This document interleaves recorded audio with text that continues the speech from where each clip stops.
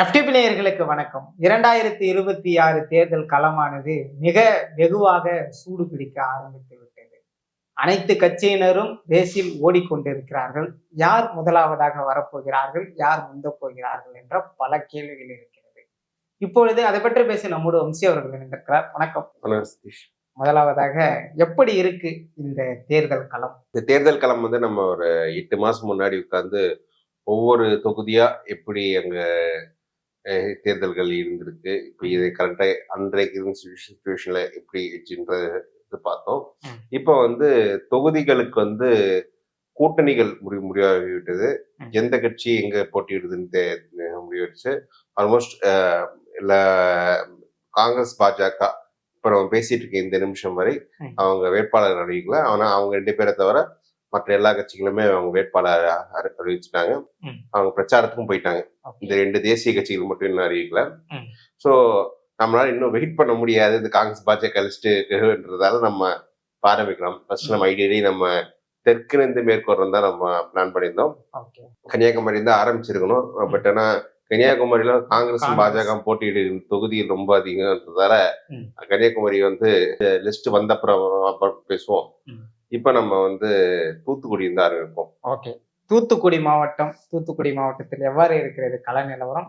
முதலாவதாக தூத்துக்குடி மாவட்டத்தை பத்தி. தூத்துக்குடி மாவட்டத்துல மொத்தம் 6 தொகுதிகள்.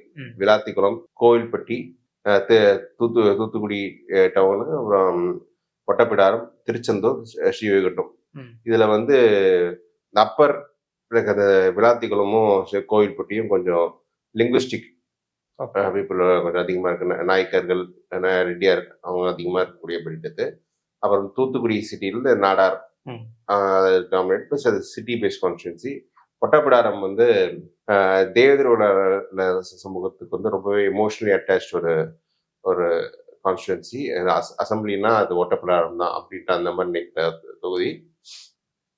திருச்செந்தூரும் ஸ்ரீவைகுண்டமும் இதுல வந்து ஒரு டிபிக்கல் நாடார் பெல்பெட் சீட்ஸ். அவங்களுக்கு ஒட்டப்பிடாரம் ஏரியால கொஞ்சம் முக்குளத்தூர் ஓட்டு நிறைய இருக்கும்.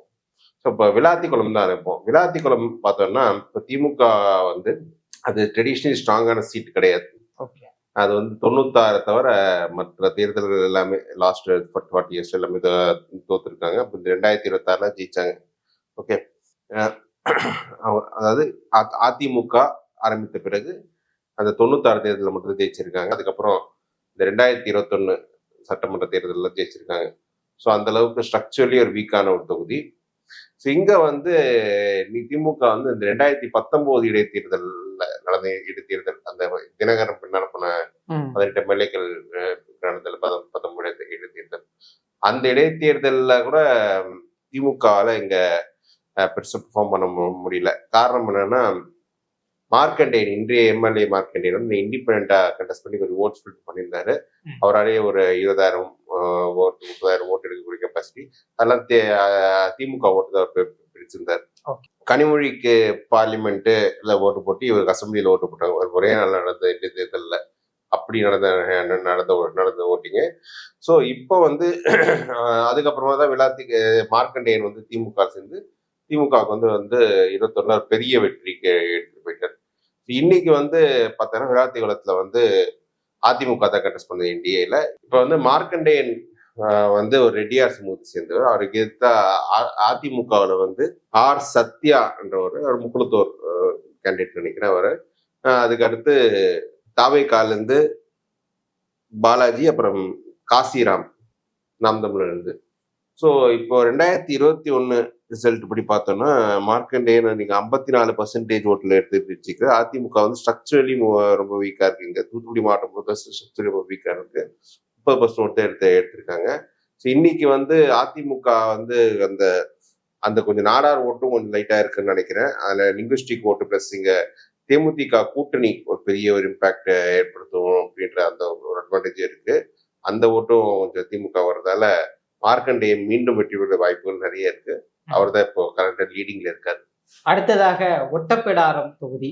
ஒட்டப்பிடாரத்தை பொறுத்தவரை நான் சொன்ன மாதிரி அது தேவேந்திர சமூகத்துக்கு ரொம்ப ஒரு சென்சிட்டிவான ஒரு தொகுதி. முதல் முறை ஒரு தலித் ஐடென்டிட்டியில ஒரு கட்சி எமர்ஜ் ஆகுதுன்ற சூழல் இருக்கும் போது அந்த டாக்டர் கிருஷ்ணசாமி அவர் அன்னைக்கு வந்து ஒரு டிபிஎஃப்ன்ற அமைப்புல இருந்தாரு. அந்த அமைப்பு தான் 96ல ஃபர்ஸ்ட் ஜெயிச்ச அவர் எம்எல்ஏ ஆனார். 96ல வந்து அந்த கொடியங்குளம் அந்த கலவரத்தின் எதிரொலியா ஜெயிச்ச எம்எல்ஏ ஆனார். அதுக்கப்புறம் அவரோட பாலிடிக்ஸ் டிக்ளேர் ஆயிடுச்சு. ஒட்டப்பிடாரம் ட்ரெடிஷனல் ஏடிஎம்கே ஸ்ட்ராங் ஹோல்டாக இருந்தது. அதுக்கு 2019 அப்புறம் திமுக கைப்பற்றி இன்னைக்கு திமுகல தொடர்ந்த முறை 2 முறை சண்முகையா ஜெயிச்ச எம்எல்ஏ இருக்காரு. இப்போ இந்த முறையை பார்த்தோம்னா திமுகவில் வந்து ராமஜெயம்னு ஒரு கேண்டிடேட் போட்டிருக்காங்க. தேவேந்திர சமூகம் தான். அதிமுக கூட்டணியில் அமமுக கண்டெஸ்ட் பண்ணுது. ஆர் சுந்தர்ராஜன் வேட்பாளர் கண்டெஸ்ட் பண்றாரு. இவங்க வந்து 2016ல வந்து அதிமுக ஜெயிச்சு வெற்றி பெற்றிருந்தார். அப்ப தினகரன் போய் அவருக்கு தகுதி நீக்கம் செய்யப்பட்டது. அப்புறம் 2021 சட்டமன்ற தேர்தலில் போட்டிட்டு ஒரு 17% டெபாசிட்ல வாங்கியிருக்காரு. பட் ஜெயிக்கிற ஓட்டு வரல. அடுத்து நாம் தமிழர்ல அனுஸ்ரீயா, அப்புறம் தாவேக்கால மதன் ராஜா என்ற போட்டிருக்காங்க. இது இல்லாம டாக்டர் கிருஷ்ணசாமி இந்த காலத்துல இருக்காரு. சோ டாக்டர் கிருஷ்ணசாமி இப்போ கடந்த முறை போட்டியிடும் போது 2021ல இந்த தொகுதியில் மொத்தமாவே 6500 ஓட்டு தான் எடுத்திருக்காரு. ஒரு கட்சியின் தலைவர், அந்த தேவேந்திர சமூகம் தன் பின்னாலே இருக்கு அப்படின்னு சொல்லக்கூடியவர் 6500 ஓட்டு தான் எடுத்தார். 96ல வெற்றி பெற்றவர் வந்து 6500 ஓட்டு தான் எடுத்திருக்காருன்னா அவர் எந்த அளவுக்கு அவர் பாலிடிக்ஸ் இறங்கி இருக்குன்னு பாருங்க. ஸோ இந்த தொகுதியை பார்த்தோம்னா இதுல வந்து இரட்டை இலை போட்டிட்டு கொஞ்சம் ஃபைட் க்ளோஸரா வந்திருக்கும். பட் அகைன் இது வந்து இங்கேயும் நான் சொல்றேன்னா தேமுதிக கூட்டணி வந்து திமுக ஒரு பெனிஃபிட்டா தான் கொடுக்கும்னு நான் நினைக்கிறேன். தேமுதிகக்கு வந்து 8% இருக்கு. அது வந்து திமுக ஒரு வேல்யூ ஆடதா வரும்னு நினைக்கிறேன். சோ அந்த அடிப்படையில இந்த திமுக வேட்பாளருக்கு ஒரு எட்ஜ் கிடைக்கும். மூன்றாவதாக கோவில்பட்டி தொகுதியுடைய கள நிலவரம் எவ்வாறு இருக்கு? கோவில்பட்டி இது வந்து ட்ரெடிஷனல் நாயக்கர் சீட்டு. ஸோ இங்க வந்து பார்த்தோம்னா அதிமுக சார்பாக கடம்பூர் ராஜு, முன்னாள் அமைச்சர் கடம்பூர் ராஜு கண்டெஸ்ட் பண்றாரு. திமுக வந்து கே கருணாநிதின்ற ஒரு வேட்பாளர் ஃபேஸ் பண்ணுங்க. இவர் வந்து முக்கோத்தர் சமூகத்தை சேர்ந்தவர்.